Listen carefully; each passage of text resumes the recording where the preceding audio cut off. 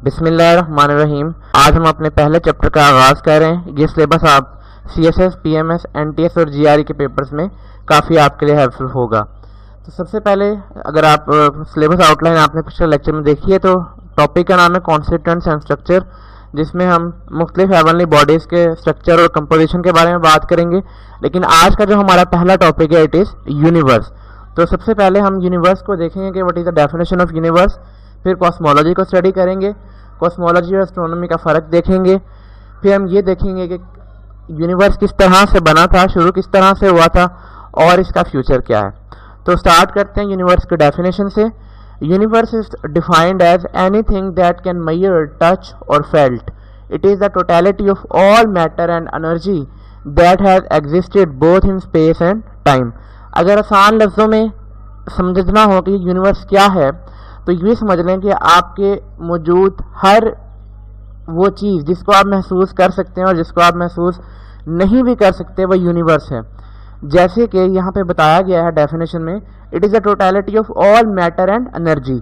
Matter तो वो substances हो गए जिनको आप हाथ लगा सकते हैं, टच कर सकते हैं, और एनर्जी में तमाम तरह की फोर्सेस जैसे ग्रेविटेशनल फोर्स, ज़मीन की कशिश शकल जो कि आपको हर वक्त अपने तरफ खींच रही है, जिसको आप फील नहीं कर सकते लेकिन वो है। तो इस तमाम चीज़ों को जो आपके इर्द गिर्द मौजूद हैं हम यूनिवर्स कहते हैं। हम मज़ीद डिटेल से डिस्कस करेंगे यूनिवर्स को। अभी आपके जो मौजूदा वक्त चल रहा है ये भी टाइम है। आप जिस स्पेस में मूव कर रहे हो ये भी एक यूनिवर्स है, टाइम भी एक यूनिवर्स की शक्ल है। तो सबसे पहले बात कर लेते हैं कि ये कॉस्मोलॉजी क्या चीज़ है। कॉस्मोलॉजी और एस्ट्रोनॉमी, ये यहाँ पे करेक्शन कर लीजिएगा, ये एस्ट्रोनॉमी है। तो कॉस्मोलॉजी की डेफिनेशन देख लेते हैं। Branch of science in which we study how universe begins, what are its constituents and how it continues to evolve. कि यूनिवर्स कैसे शुरू हुआ, इससे कंपोजिशन क्या है, इससे कॉन्स्टिट्यूएंट्स क्या है और ये आगे क्या मतलब करेगा, फ्यूचर में इसकी किस तरह से इवॉल्विंग होगी। This is called cosmology. अगर हम स्टडी कर रहे हैं वो मैटर और एनर्जी जो हमारे अर्थ के एटमॉस्फेयर से बाहर हैं तो इसको हम बोलते हैं एस्ट्रोनॉमी। तो अब सबसे पहले हम कंपोजिशन ऑफ यूनिवर्स की बात करते हैं। हैरत अंगेज बात यह है कि हम अपने यूनिवर्स का 72% हिस्सा देख ही नहीं सकते, ना ही उसको फील कर सकते हैं। तो जो हमें फ़िलहाल जो नज़र आ रहा है, जो स्टार्स और जो हमारे इर्द गिर्द जो मैटर है वो सिर्फ़ और सिर्फ 5% है। Consist of star dust, planets, मतलब जितनी भी चीज़ें आपको फ़िलहाल नज़र आ रही हैं मैटर की फॉर्म में, इर्द गिर्द फॉर्म में, ये कुल यूनिवर्स का सिर्फ और सिर्फ 5% है। आपको पता होगा कि हमारी अर्थ एंड्रोमेडा गैलेक्सी में है और इस तरह की हर गैलेक्सी में बिलियंस ऑफ स्टार्स होते हैं और बिलियंस ऑफ गैलेक्सीज हमारे इर्द गिर्द हैं। अब हम बात करते हैं डार्क मैटर की। ऐसा मैटर या ऐसा मादा जो हमें नज़र तो नहीं आ रहा लेकिन हम उसको अपने डिटेक्टर से सेंस कर सकते हैं। हमें पता है कि वो मौजूद है लेकिन हम उसको देख नहीं सकते। इसको हम डार्क मैटर बोलते हैं और ये कुल यूनिवर्स का 23% है। और डार्क एनर्जी का मैं आपको पहले ही बता चुका हूँ। फिजिक्स के इक्वेशंस को सेटिस्फाई करते हुए जब हम एक यूनिवर्स का मॉडल बनाते हैं तो कुछ जो चीज़ें बाकी बच गई जिनको साइंटिस्ट देख ना पाए, जिनको हमारे ऑब्जेक्ट फील ना कर पाए, तो वो 72% है कुल यूनिवर्स का। ऑल्दो हमें इसका नहीं पता कि ये कहाँ है, बट हमारी जो इक्वेशंस हैं वो इसको प्रेडिक्ट करती हैं कि हाँ एक ऐसी चीज़ है जो कि होनी चाहिए थी लेकिन हमें उसको ना हम उसको डिटेक्ट कर पा रहे हैं, ना हम उसका पता लगा पा रहे हैं। अब हम बात करते हैं कि ये जो यूनिवर्स है हमारा ये शुरू कैसे हुआ था।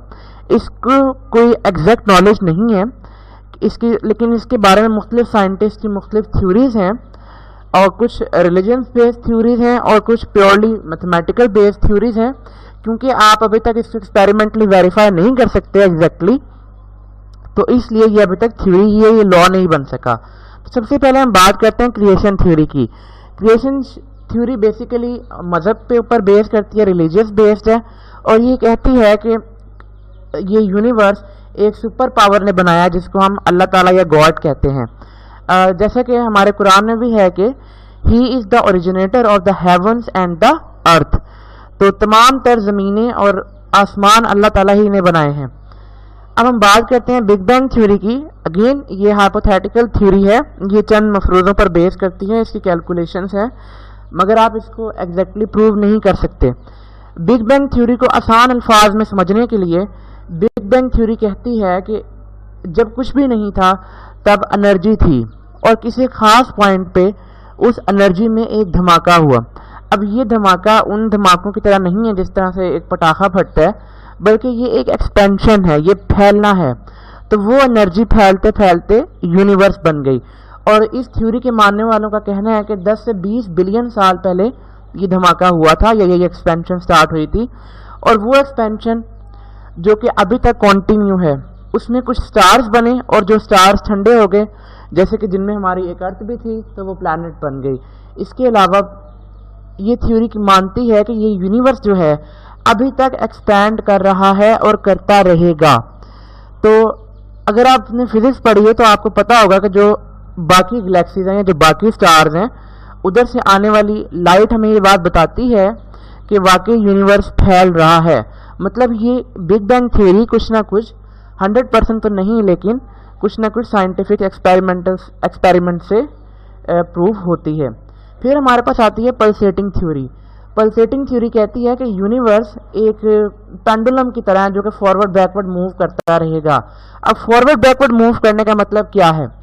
इस पॉइंट पे आप समझ लें एक्सपेंशन है और इस पॉइंट पे हमारे पास कॉन्ट्रैक्शन है। तो पल्सेटिंग थ्योरी का ये मानना है कि अभी तो एक्सपेंशन हो रही है, लेकिन एक ख़ास वक्त आएगा जब यहाँ पर पहुँचकर यूनिवर्स दोबारा कॉन्ट्रैक्ट करेगा और फिर कॉन्ट्रैक्शन के दौरान जब वो दोबारा एक्सट्रीम पोजीशन पर पहुंच जाएगा, फिर एक धमाका होगा और वो दोबारा एक्सपैंड करेगा। तो पल्सेटिंग थ्योरी का मानना है कि यूनिवर्स कॉन्टिन्यूसली एक्सपैंड और कॉन्ट्रैक्ट करेगा, लेकिन फिलहाल अभी एक्सपेंशन हो रही है तो आप अभी कॉन्ट्रैक्शन वाला पॉइंट नहीं अपीयर हुआ, तो इसको भी हम सही या गलत साबित नहीं कर सकते। स्टेडी स्टेट थ्योरी कहती है, आसान अल्फाज में आपको समझा देता हूँ, कि जो यूनिवर्स था जितना शुरू में था उतना ही आज है, इसमें कोई एक्सपेंशन नहीं हो रही। या यूं समझ लें कि जो डेंसिटी है यूनिवर्स की वो ओवरऑल कांस्टेंट है। जैसा कि हमने पढ़ा कि यूनिवर्स एक्सपैंड कर रहा है, तो ये बिग बैंग थ्योरी के अगेंस्ट है, ये उसको निगेट करती है। तो कैसे निगेट करती है? स्टेडी स्टेट थ्योरी कहती है कि हमारे पास जो नंबर ऑफ स्टार्स बनते हैं वो पुराने वालों को रिप्लेस कर देते हैं। मतलब इस तरह से कोई नया स्टार नहीं बन रहा। जो टोटल इनवर्ड और आउटवर्ड फ्लक्स है वो जीरो है, यूनिवर्स की डेंसिटी कांस्टेंट है, कोई एक्सपेंशन नहीं हो रही, उस एक्सपेंशन को कोई और चीज़ रिप्लेस कर रही है। तो ये थ्योरी बिग बैंग थ्योरी को निगेट करती है। इसको आप मज़ीद भी खुद से भी पढ़ सकते हैं। अब हम बात करते हैं कि फ्यूचर ऑफ द यूनिवर्स, मतलब कि आने वाले वक्तों में यूनिवर्स का क्या होगा। तो open universe continued expansion theory कहती है, इस ग्राफ से आप देख सकते हैं कि इस पॉइंट पे बिग बैंग हुआ, बिग बैंग होने के बाद यूनिवर्स एक्सपैंड करता रहा और अभी भी ये एक्सपेंशन मजीद कॉन्टिन्यूस चल रही है या बहुत तेज़ी से बढ़ रही है।